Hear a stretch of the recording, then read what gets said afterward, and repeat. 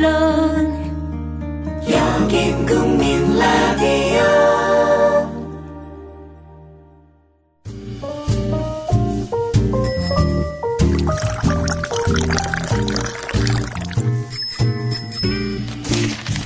아침 신문 귀로 읽기 김용민 PD의 조간 브리핑.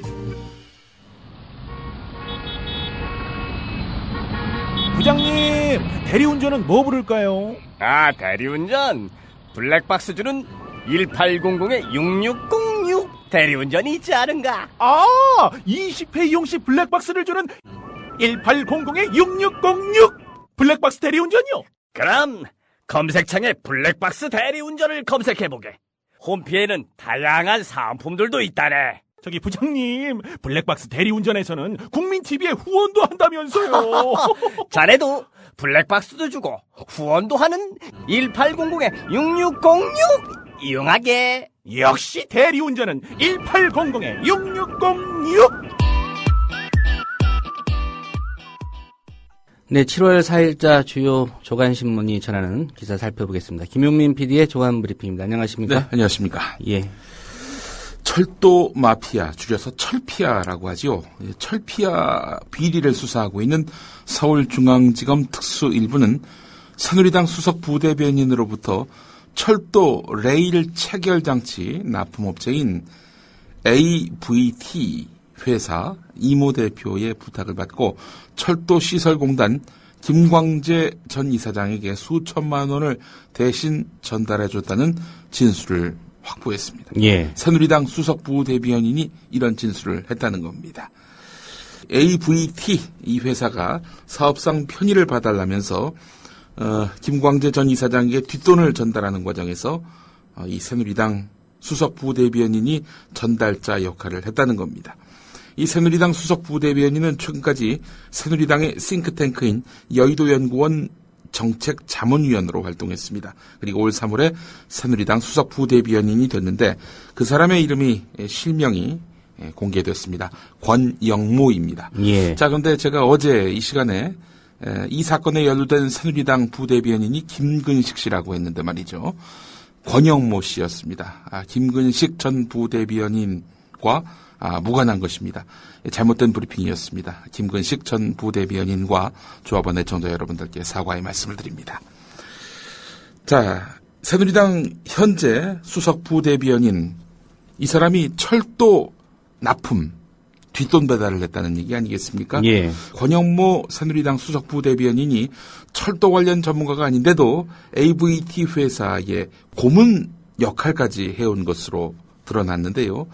검찰은 이 사실을 미루어서 각종 공사 수주를 위해서 정치권, 철도시설공단에 대한 로비를 했을 가능성이 높은 것으로 보고 있습니다. 실제로 권영모 새누리당 부대변인을 통해서 김광재 전 이사장에게 금품이 집중적으로 건너간 2012년에서 2013년 당시 AVT사는 호남 고속철도 같은 철도공단이 발주하는 각종 철도공사에 쓰일 2천억 원대 레일 체결장치 납품 사업을 독점적으로 따냈습니다.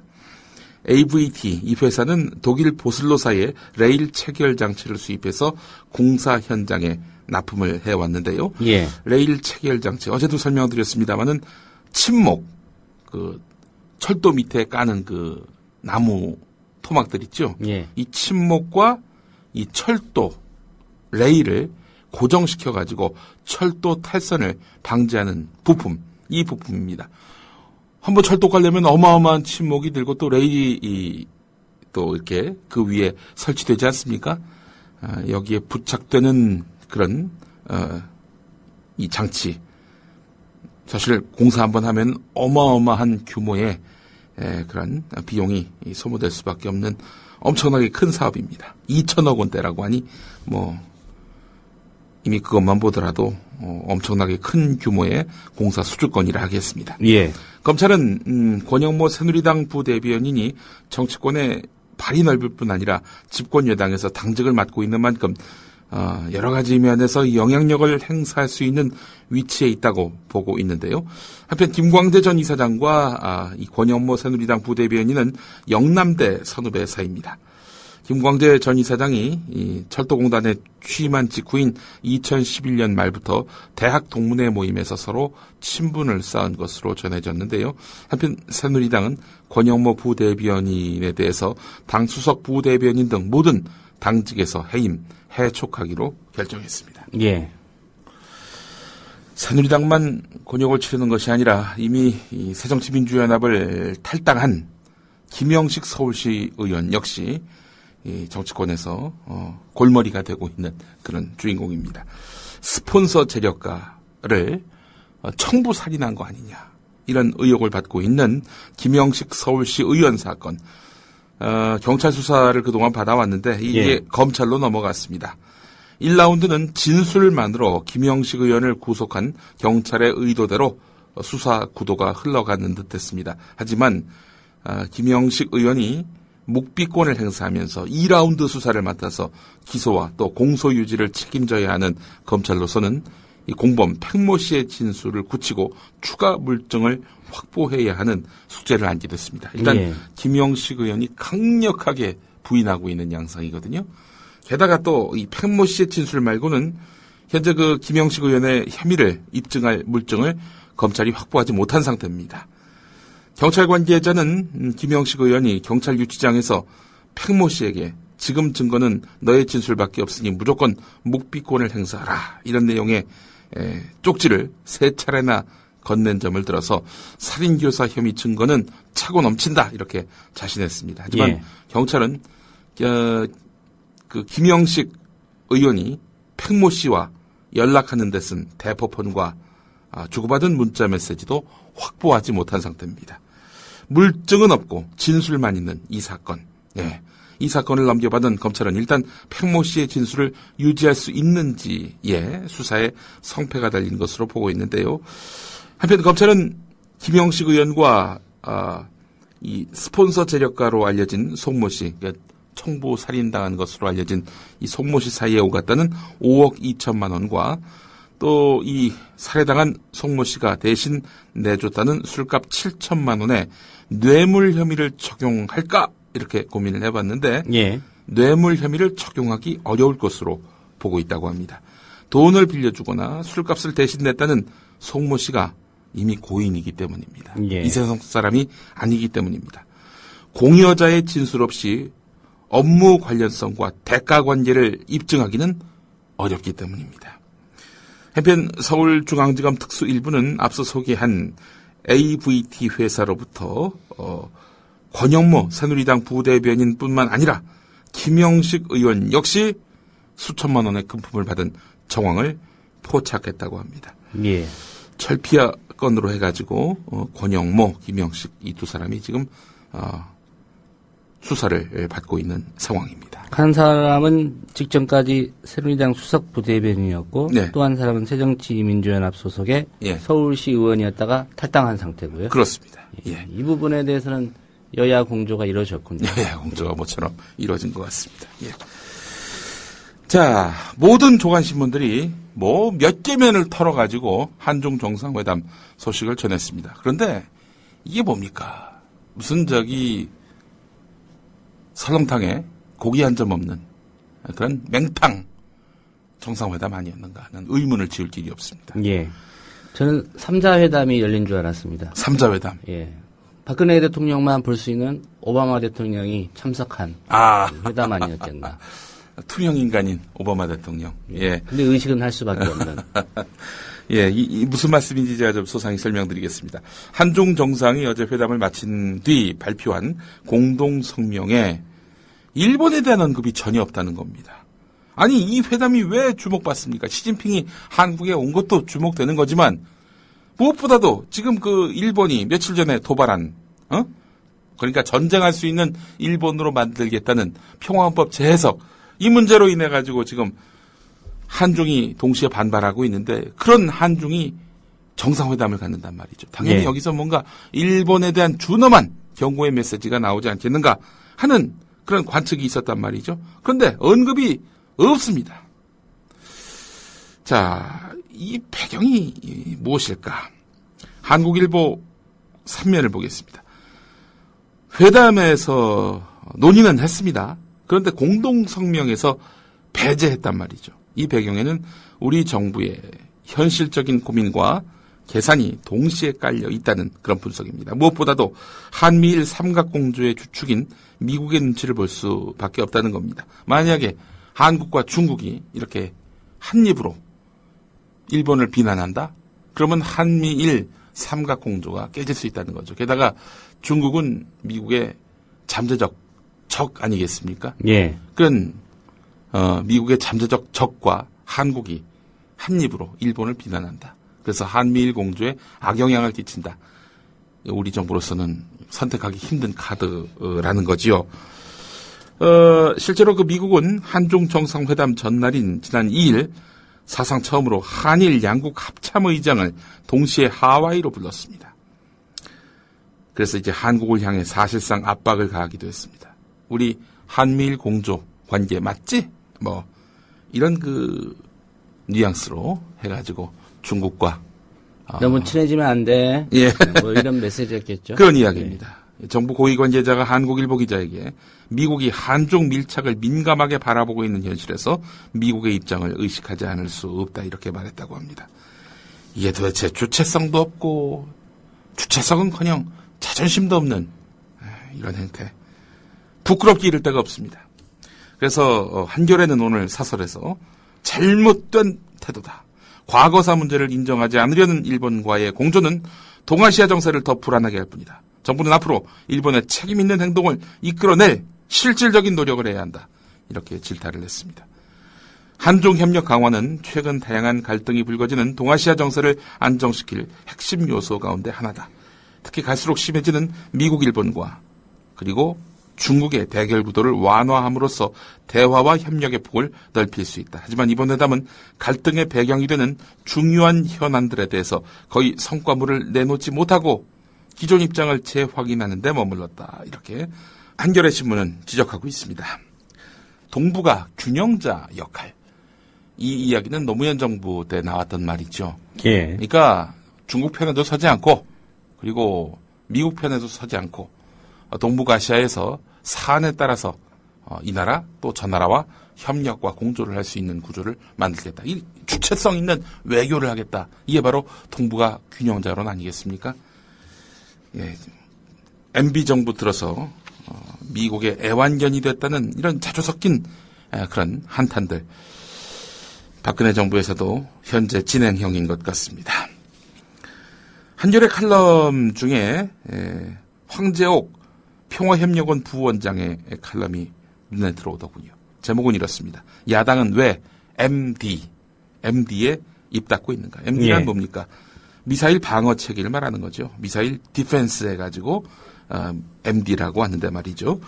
지난 22일 미국이 북한의 장거리 미사일 공격에 대비해서 실시한 미사일 방어 MD 요격 실험이 6년 만에 성공했다고 한다. 물론 모의 실험이었다. 실제 상황에서는 성공률이 더 낮을 수 있다. 원래 MD 요격 성공 확률은 25%에 지나지 않는다. 그래서 미국 회계감사원도 신뢰도가 낮은 무기 개발에 많은 돈을 투자하는데 부정적이다. 하지만 미국 국방부 입장에서는 군수산업을 진흥하면서 국내 고용을 창출하고 무기 수출로 외화를 벌어들일 수 있기 때문에 MD는 분명히 매력적인 미국의 수출 아이템이다. 그러나 미국과의 동맹이라는 이유로 명중률도 낮은 MD의 판촉 대상이 돼야 하는 우리나라로서는 곤혹스럽다. MD 시스템과 발사장치를 도입하는데 초기 비용만도 12조가 든다. 시스템 유지 관리 비용이나 요격 미사일 개발 비용은 별도다. 우리나라 국방비가 올해 33조 7,500억 원이라는 점을 고려한다면 MD에 엄청난 돈이 들어가는 셈이다. 그런데 이런 중요한 문제에 야당은 아무런 문제 제기도 하지 않고 있다. 북한의 미사일 발사에 대응한다는 MD를 반대했다가는 종북으로 몰릴까 봐서 그러는가? 아니면 기본적으로 개념 자체가 없기 때문인가? 묻지 않을 수 없다. 민주국가에서 야당은 왜 존재하는가? 정권을 장악하기 위해서 여당과 경쟁하는 것이 야당이지만 정권 장악 이전에 국가 이익이 걸린 외교 안보 문제에 관해서는 국민 세금이 무더기로 나가는 일은 막아줘야 한다. 일단 내용의 완결성은 물론 이건 논리적 완결성이 있는 칼럼입니다. 제가 여기에 일단 감탄을 했습니다. 또 소개를 해드리겠습니다. 황재옥 교수 칼럼입니다. 미국은 1990년대 후반부터 우리나라에 MD를 팔고 싶어 했지만 역대 정부가 그럭저럭 잘 버텨왔다. 그런데 지난 4월 26일 박근혜 오바마 정상회담에서 한국형 미사일 방어 체계라는 이름으로 사실상 미국의 MD 체계에 편입하기로 합의를 했다. 그러나 합의가 실제 이행되는 데에는 과거 사례로 볼 때 시간이 제법 걸릴 것이다. 더구나 이번 요격 실험 성공에도 불구하고 미국 내에서 MD의 신뢰도와 효율성에 대한 문제 제기는 계속되고 있다. 이럴 때 야당이 나서야 한다. 대정부 질문이나 당대표 국회 연설에서 강력하게 문제를 삼아서 정부가 대미 협상에서 그걸 카드로 쓸 수 있도록 해줘야 한다. 어쩌면 정부 내에 생각이 있는 일선 관료들이 불감청이지만 고소원이다. 이런 입장일지도 모른다. 이 말은 뭐겠습니까? 내가 그 말을 할 수는 없으니까 야당이 대신 좀 얘기해다오. 그럼 미국에다 대고 우리 국회가 이렇다. 야당이 지금 반대하는데 밀어붙이기 힘들다. 뭐 이렇게 이야기할 수 있는 협상 카드로 활용할 수 있다는 거죠. 예. 남북 관계가 좋아져서 북한이 남쪽으로 미사일 쏠 일이 없어지면 그야말로 고철이 될 것이 뻔한 무기를 사는데 국가 예산의 3.28%, 국방비의 35.6%를 쓰는 걸 야당이 강 건너 불구경하듯 해서는 안 된다. 이런 칼럼입니다. 예. 야당은 지금 전략공천에 집중하고 있죠. 예.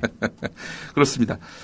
전략공천 이야기로 넘어가 보겠습니다. 오늘 경향신문 6면을 비롯해서 수많은 신문들이 동작을에 박원순 시장의 인맥으로 통하는 기동민 전 서울시 부시장을 이렇게 전략공천한 것, 이것을 두고 분분한 해석을 담고 있습니다. 놀랍습니다. 지금 사실은 동작을 공천은요, 광주 광산을 공천과 연계가 되어 있습니다. 새정치민주연합은 광산을을 전략공천지역으로 정했다. 이건 천정배 전 법무부 장관 출마를 사실상 봉쇄했음을 뜻한다. 당 핵심 관계자는 기동민 전 부시장을 빼고 경선을 치르면 천정배 전 장관이 압승한다. 그럴 바에는 새로운 후보를 전략공천하는 게 낫다. 이렇게 말했습니다. 그러니까 기동민 전 부시장이 광주 광산을에서 출마하려고 했거든요. 예. 그저께만 하더라도 거기서 사무실 개소식까지 했습니다. 광주에서 또 고등학교까지 나왔고요. 예, 광주 사람이고요. 그런데 그 이튿날에 광주가 아닌 서울에다가 이렇게 공천을 했단 말이죠. 전략공천. 이거는 아무리 봐도 기동민 후보의 동작을 공천이라기보다는 천정배 후보의 광주 광산을 낙천을 위한 의도가 강하다. 이렇게 볼 수 있다는 겁니다. 예. 자, 그렇다면 광주 광산을에 새로운 후보 누구를 내세운다는 것일까?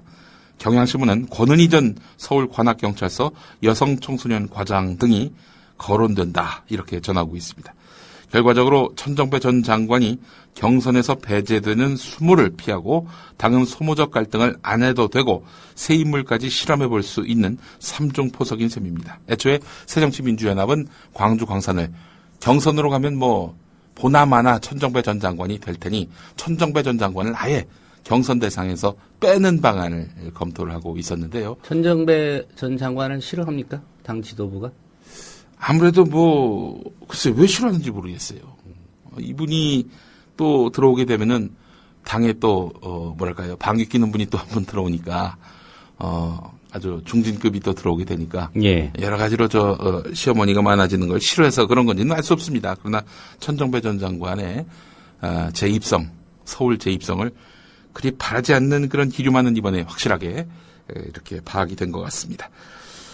사실 서울 동작을에 안철수 공동대표의 최측근인 금태섭 당 대변인이 출사표를 던지지 않았습니까? 예. 그럼에도 불구하고 기동민 카드를 당 지도부가 선택한 것, 그것은 아무래도 안철수 박원순 공조의 사안이기도 하지만 3쿠션 그런 공천 전략 이런 것들이 먹힌 것이 아니겠는가 이렇게 판단이 된다는 겁니다.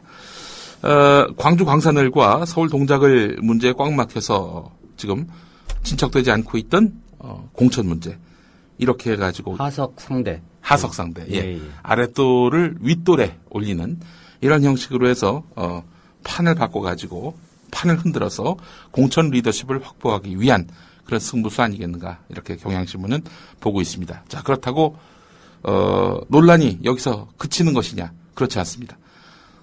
20년 동안 그 지역을 지켰던, 그러면서 총선 때마다 유력 후보에게 이렇게 후보직을 양보했었죠. 예, 어제 우리 인터뷰했던 허동준 전 동작을 지역위원장이 국회 당대표실로 찾아와서 앞으로 모든 가능성을 열어두겠다라면서 거세게 항의를 했습니다. 이것도 역시 변형된 지분공천이라는 의구심이 나온다는 겁니다. 어쨌든 이번 그 기동민 공천을 결정한 핵심적인 주역은 바로 안철수 공동대표였다는 점이 이 기사를 통해서 확인이 됩니다. 안철수 공동대표가 하겠다는 정치가 새 정치가 아니라 새를 불리는 새 정치가 아닌가. 예, 잘 따져봐야 될 것 같습니다. 예. 아인지 어인지 말이죠. 예. 한국일보 6면으로 가보겠습니다. 지금 윤상현 새누리당 사무총장이 김문수 전 경기도지사를 찾아다니면서 제발 730 재보선 서울 동작을에 나와달라 이렇게 요청하고 있습니다. 이런 표현도 썼죠. 스토커가 되겠다. 아울러 십고초려도 하겠다. 실제로도 김문수 전 지사의 동선을 찾아다니면서 제발 출마해 줄 것을 이렇게 거듭 요청하고 있습니다. 예. 커피숍 회동도 있었던 모양인가 봐요. 선당 후사.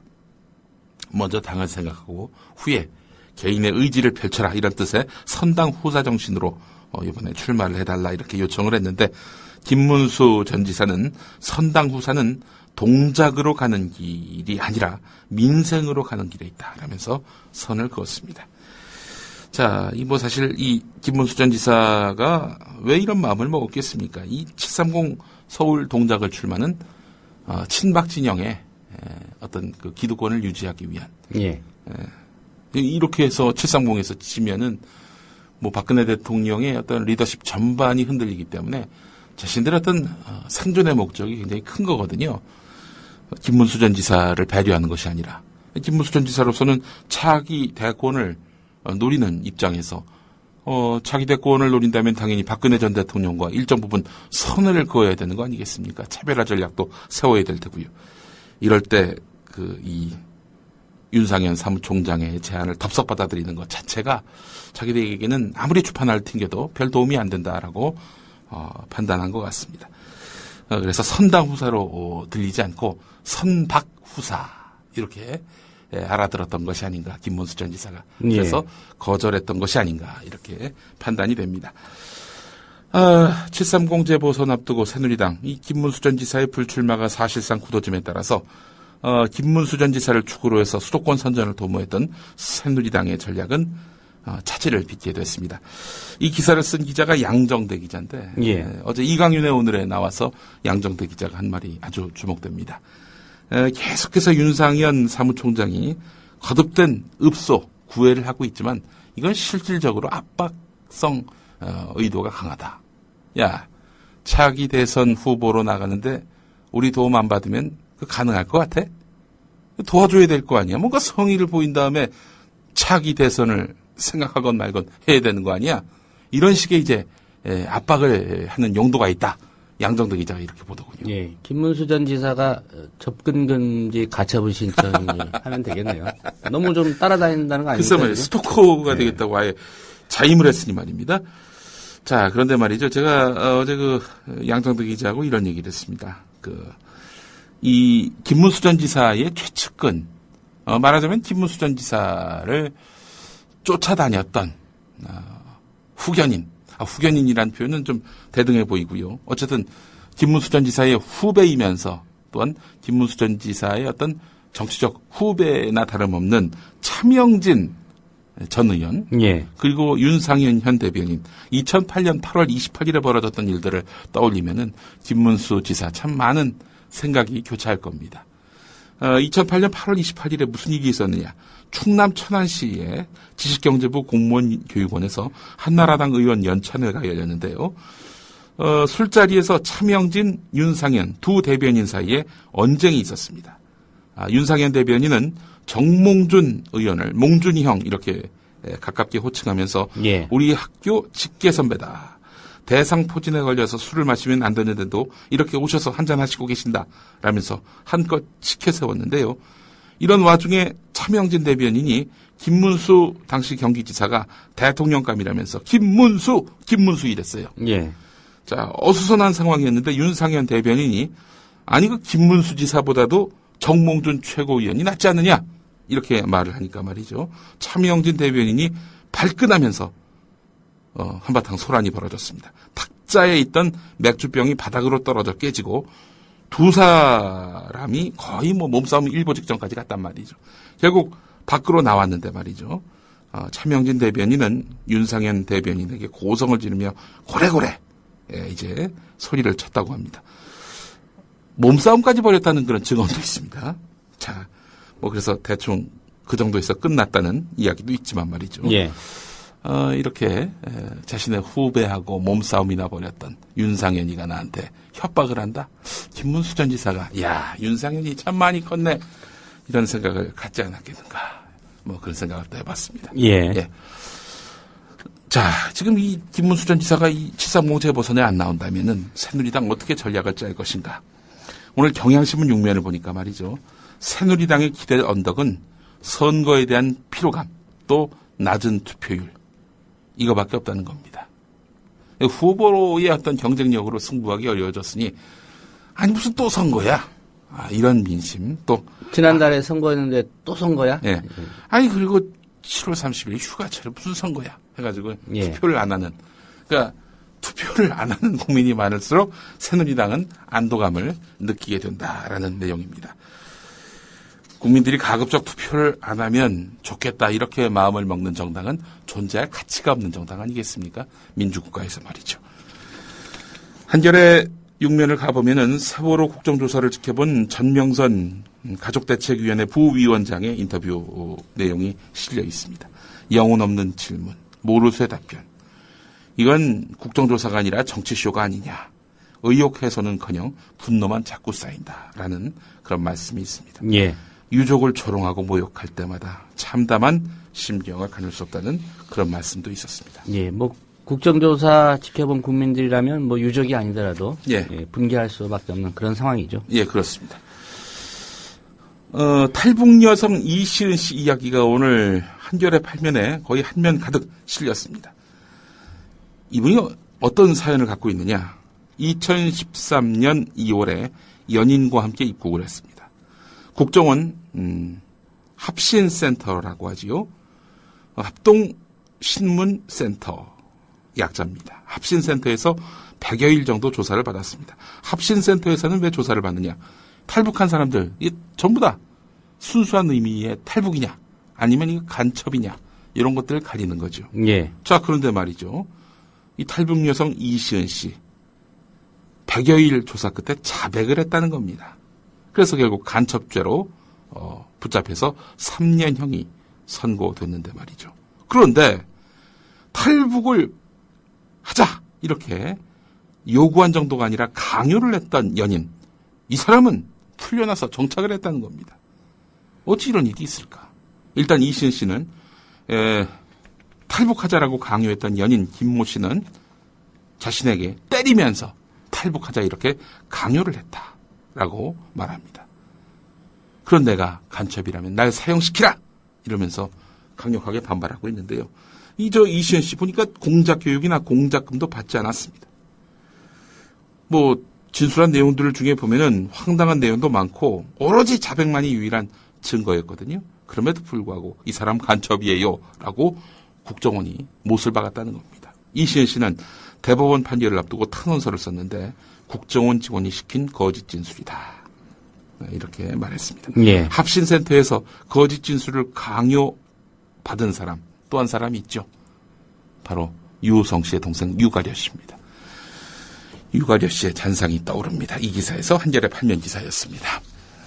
오늘 정몽준 국제축구연맹 명예부회장. 예. 직업이 이제 국제축구연맹 명예부회장이군요. 예, 그렇습니다. 예. 이 조선일보가 이렇게 직함을 소개했네요. 우리가 아는 그 정몽준 전 새누리당 서울시장 후보 그 사람입니다. 월드컵에 대해서 기고를 하신 거예요. 예. 기대가 큰 만큼 실망도 컸어요. 국제축구연맹 초청으로 브라질에서 한국 축구대표팀의 그 경기를 관전했거든요. 원전 16강은 원래 쉽지 않은 목표였지만 내심 기대는 했었어요. 결과가 좋지 않자 여기저기서 한국 축구의 문제점이 새삼 거론되지만 솔직하게 말하자면 현실에 비해서 기대가 너무 컸다. 한국의 축구 세계 순위는 57위다. 세계 11위인 벨기에와 겨뤄서 그 정도 성적이 나왔다면 그다지 실망할 것도 없다. 이러면서 정몽준 부회장은 우리 축구에 대한 기대가 커진 것은 그동안의 좋은 성적에서 기인한 착시현상 때문이다. 여기까지 읽고 나서 그 다음 말은 혹시 이거 아니었는가? FIFA 책임자가 2002년 월드컵 때 한국이 준결승에 올라간 건 정몽준이란 사람이 월드컵 심판을 전부 매수해서 한 것 아니냐라고 말을 했는데 내 능력이 그 정도면 괜찮은 거 아니냐.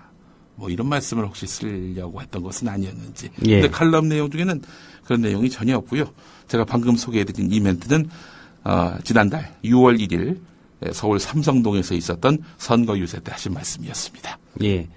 이분이 이제 대한축구협회 회장을 오래 하지 않았습니까? 예. 본인이 현재도 축구협회 회장이라면 이런 칼럼 절대 안 쓰죠. 예. 못 쓰죠.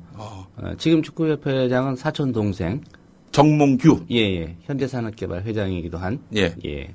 아마 축구협회 회장을 그만뒀기 때문에 이 칼럼이 가능했을 겁니다. 예. 어쨌든 또 예상했던 대로 홍명보 감독은 유임이 됐고요. 그렇습니다.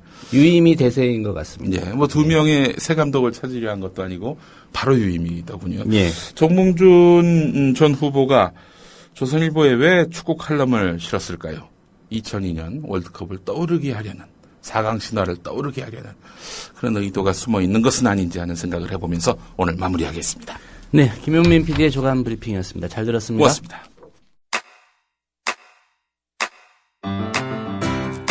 국민 라디오 지지하는 4가지 방법 아시나요?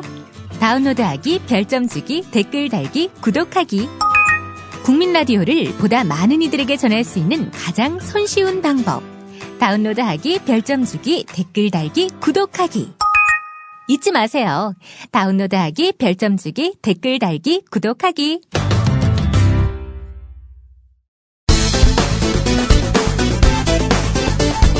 어제 국회 정무위원회 여권 성향 안보 교육으로 대선 개입 논란을 일으킨 박생춘 국가보훈처장이 업무 보고를 하는데 예, 국가보훈처장입니다.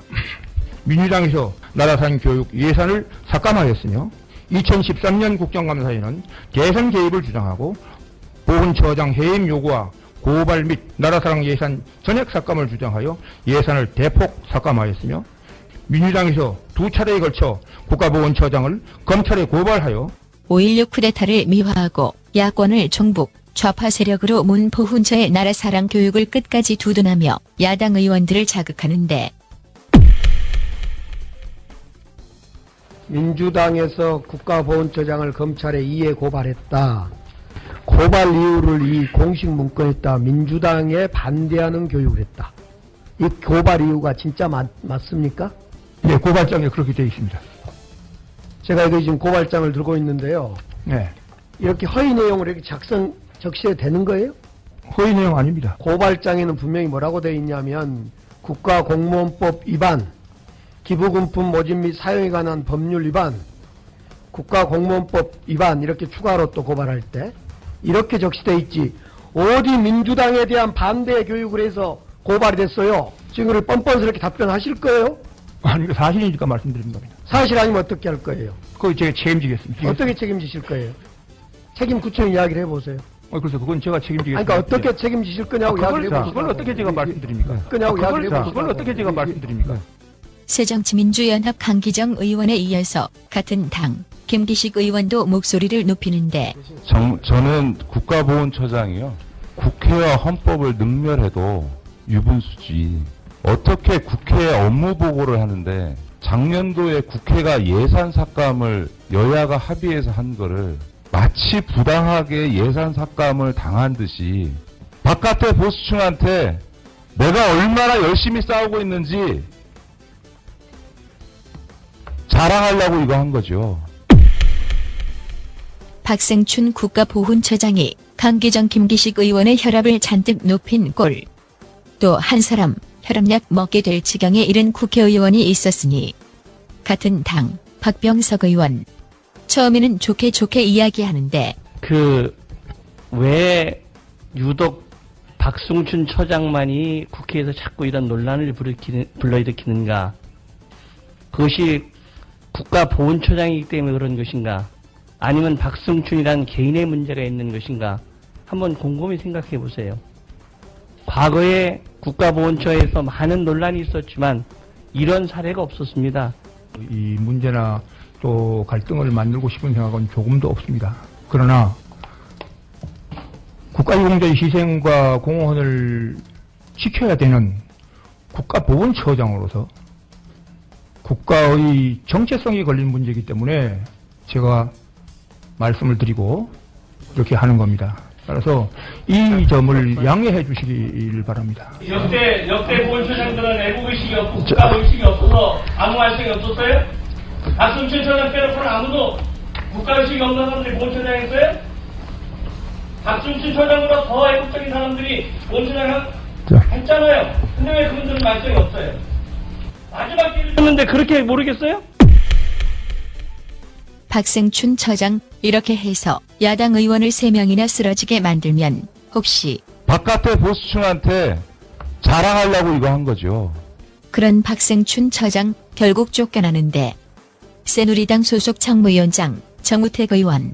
네, 제가 위원장으로서 오늘 회의를 원만하게 진행시키기 위해서 많은 노력을 했습니다마는 여러 가지 상황이 우리 보훈처의 질의를 또는 업무 보고를 진행할 수 없다는 결론에 다다랐기 때문에 오늘은 보훈처 처장을 비롯해서 보훈처 직원들은 퇴장하셔도 좋겠습니다.